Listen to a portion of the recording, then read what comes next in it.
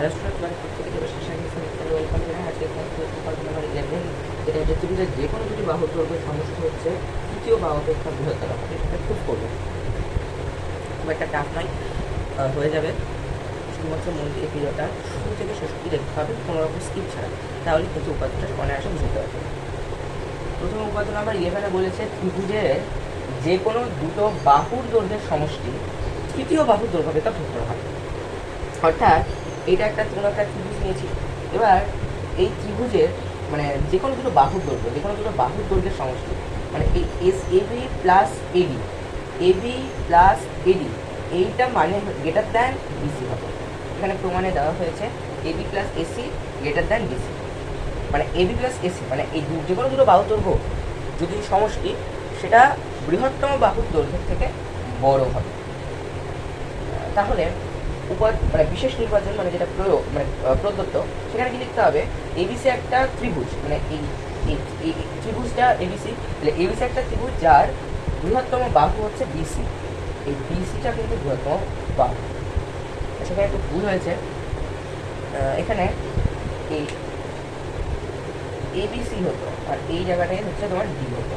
এবার হয়ে যাবে বিসি হচ্ছে তোমার বৃহত্তম বাহু। আচ্ছা, অঙ্কন আচ্ছা প্রামাণ্য যেটা বললাম সেটা এবি প্লাস এসি, এটা গ্রেটার দ্যান এবিডি, এটা হবে প্রামাণ্য বিষয়। এটা তাহলে প্রামাণ্য বিষয় হয়ে গেল। এবারে অঙ্কনে কি করব? এ বিন্দু দিয়ে বিসি বাহু, এ বিন্দু দিয়ে বিসি বাহুর ওপর অঙ্কিত লম্ব এডি অঙ্কন করা হবে। মানে এই এবিসি ত্রিভুজে এ বিন্দু, এ হচ্ছে একটা শীর্ষবিন্দু, যেটা এই এ বিন্দু দিয়ে বিসি বাহুর ওপর, বিসি বাহু, এটা বিসি বাহুর ওপর অঙ্কিত লম্ব বিডি অঙ্কন করা হলো।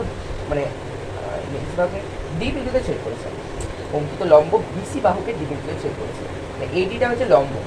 তাহলে অর্থাৎ বিসি লম্ব এডি, এটা জাস্ট একটু লিখে দিতে হবে। এবার প্রমাণ মানে যেটা আমাদের উপাত্ত দেওয়া হয়েছে সেটাকে প্রমাণ করে দেখাতে হবে। তো প্রথমেই এখানে এই অঙ্কন অনুসারে, এই অঙ্কন অনুযায়ী যদি আমরা দেখি, দুটো ত্রিভুজ তৈরি হচ্ছে, একটা হচ্ছে এবিডি আর একটা হচ্ছে এসি। খুব সহজ করে প্রমাণ করবো। যদি ত্রিভুজ এবিডির দিকে একবার তাকায়, ত্রিভুজ এবিডি এর মধ্যে, আচ্ছা হ্যালো, ত্রিভুজ এবিডি এর মধ্যে যদি দেখি, তাহলে এই ত্রিভুজ এবিডি এর কোণ এডিবি, এইটা হচ্ছে এক সমকোণ, মানে হচ্ছে 90 ডিগ্রি। তাহলে ত্রিভুজ এবিডি এর এডিবি কোণটা, এটা হচ্ছে তোমার এক সমকোণ, মানে 90 ডিগ্রি। এটা হচ্ছে অঙ্কন অনুযায়ী। এবার আর এ বিডি আর বিএডি, এই দুটো হচ্ছে সূক্ষ্মকোণ। এখন এই এডিবিটা গ্রেটার দ্যান বিএডি, কারণ এই এডিবিটা সূক্ষ্মকোণ, সমকোণ, আর বিএডিটা হচ্ছে সূক্ষ্মকোণ। সমকোণ মানে 90 ডিগ্রি, আর সূক্ষ্মকোণ মানে হচ্ছে 90 ডিগ্রি কম, তাহলে নিশ্চয় সমকোণটা বেশি হবে, তার জন্য সমকোণটার ক্ষেত্রে বড় হয়ে যায়। তাহলে এখানে চিত্র অনুসারে হয়ে গেল। সুতরাং এবি গ্রেটার দ্যান বি, এটা কেন হলো? মানছি কোনটা দুটো বড় হলো, কিন্তু এই দুটো বাহুর দৈর্ঘ্য কীভাবে বড় হলো? তার কারণ হলো, এটা উপাত্ত নাম্বার 10-এ ছিল। উপাত্ত নাম্বার 10-এর থিওরিটা এরকম যে, সেই থিওরিটা ছিল যে ত্রিভুজের বৃহত্তম কোণ, মানে ত্রিভুজের দুটো কোণের কোণ যদি পরস্পর সমান হয়, তাহলে বৃহত্তর কোণের বিপরীত বাহুর দৈর্ঘ্য ক্ষুদ্রতম কোণের বিপরীত বাহু অপেক্ষা বৃহত্তর হবে। তাহলে সেই থিওরিটা এখানে প্রয়োগ করেছি। এখানে কি হলো, আমার এই এ বি ডি, এই কোণটা বড়, তাহলে এই কোণের বিপরীত বাহু হচ্ছে এবি, তাহলে এবিটা বড় হবে। আবার বি এ ডি, এটা ছোট, তাহলে এইটা বিডিটা ছোট হবে। তার জন্য এবি গ্রেটার দ্যান বি, আর এটা লিখতে হবে যে ত্রিভুজের বৃহত্তম কোণের বিপরীত বাহু ক্ষুদ্রতম কোণের বিপরীত বাহু অপেক্ষা বৃহত্তম। ইজি। এই জিনিসটা পরের সেটাও একইভাবে কাজ করবে।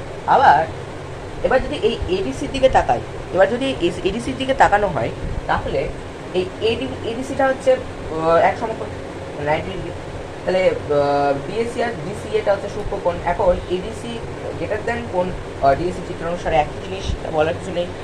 আগের থিওরিটা বুঝতে পারলে এই জিনিসটা বোঝা যাবে। তাহলে সুতরাং এটা অনুরূপে হলো এই এসি গ্রেটার দ্যান বিসি, ত্রিভুজের বৃহত্তর কোণের বিপরীত বাহু ক্ষুদ্রতম কোণের বিপরীত বাহু অপেক্ষা বৃহত্তর হয়। এবারে এই দুটো এখানে এক লিখতে হবে আর এখানে 2 লিখতে হবে। 1 নম্বর সমীকরণ আর এটা হচ্ছে 2 নম্বর, মানে সমীকরণ নয়, 1 নম্বর পার্ট আর এটা হচ্ছে 2 নম্বর পার্ট। তাহলে 1 ও 2 যদি যোগ করা হয়, 1 ও 2 যোগ করে পায় এবি প্লাস এসি, মানে এবি প্লাস এসিটা যোগ করলাম একবারে, আর বিডি প্লাস ডিসি করলাম। এবারে এই এবি প্লাস এসিটা থাক, কিন্তু বিডি প্লাস ডিসিটা বিডি কেন হলো? এটা সব থেকে বড় প্রশ্ন হচ্ছে এটা, যে এটা বিডি কেন হলো? তার কারণ হচ্ছে BD plus DC, BD plus DC মানে এই বিডি আর ডিসিটা কিন্তু যোগ হচ্ছে এখানে। এই বিডি আর এই ডিসিটা যোগ করেই তো আমাদের উৎপন্ন করছে ডিসিটা, তার জন্য এখানে ডিসিটা কমপ্লিট হলো। তো এবার প্রমাণিত হয়ে গেল। তাহলে আমাদের এইটাই তো প্রমাণ করতে দিয়েছে প্রামাণ্য বিষয়ে, এটাই কিন্তু আমরা প্রমাণ করে দিলাম এবং প্রমাণিত লিখে দিলাম। তাহলে উপাদানটা প্রমাণ কিন্তু কমপ্লিট হয়ে গেল। তো খুব সহজভাবে প্রমাণ করা হয়ে গেল। ভিডিওটা ভালো লাগে একটা সাবস্ক্রাইব করুন।